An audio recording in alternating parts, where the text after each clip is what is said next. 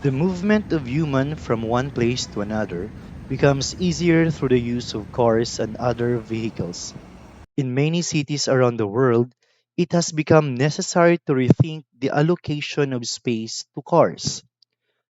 The car centered paradigm, which has shaped cities in the last century, is now being criticized as its impact on the environment, social segregation, and the overall well being of the population. The evolution of car traffic went along with the development of road infrastructures. The idea of urban freeways, a wide road for fast moving traffic, appeared as early as 1920s in the New York City. It was thought that by proposing a high capacity, high speed road with limited junctions and no obstacles, the problem of congestion would definitely be solved. However, the promised reduction of congestion lasted only for a few years or decades as the number of cars kept increasing. In addition, these high speed freeways triggered an exodus of the middle and upper classes, as well as businesses themselves, from the city centers to the suburban, increasing the total distance traveled and in turn the congestion. To accommodate the growing traffic demand between suburbs and cities and to reduce congestions in city centers, it was thus decided to build new freeways around city centers, usually referred to as ring roads, circular roads, loops, beltways, and beltlines. In the US, these infrastructures are now 60 years old and require substantial investment to be kept safe. The coming years thus appear to be the right time to think about sensible ways of using money and resources to maximize the well being of the population. Now, in the recent study, the evolution of road infrastructure in large urban areas is explored. Through this, scientists can propose mathematical models that allows researchers and policymakers determine the best decision when it comes to road development. The investigators use the historical data of road infrastructure in US since it provides rich information for mathematical modeling.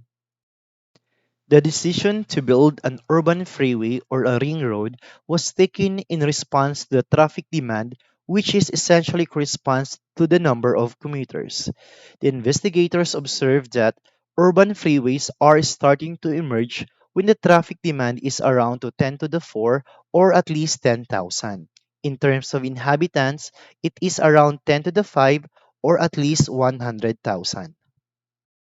Moreover, they noted that when the traffic demand is around 10 to the 5 or at least 100,000, the urban areas started to have ring roads, which translates to 10 to the 6 or at least 1 million inhabitants. In short, they found a first critical demand for the emergence of urban freeways, followed by a second critical traffic for ring roads.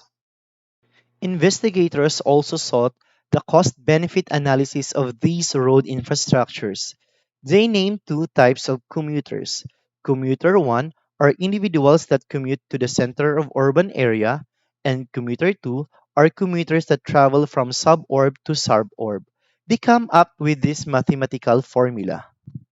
Additionally, the investigators note that the cost benefit analysis allowed them to express the traffic demand threshold in terms of relevant parameters such as construction's cost per unit length, the velocity on the ring road, the value of time, and the capacity of roads. The result shows that from a purely cost benefit point of view, an urban freeway is preferable compared to a ring road and will thus appear as the first step in the evolution of road infrastructure in urban areas. Secondly, the investigators consider an urban freeway that has been built, but now be added with a ring road. Based on the results, they observed that the positive impact of Ring Road is greatly reduced when the city already has a freeway.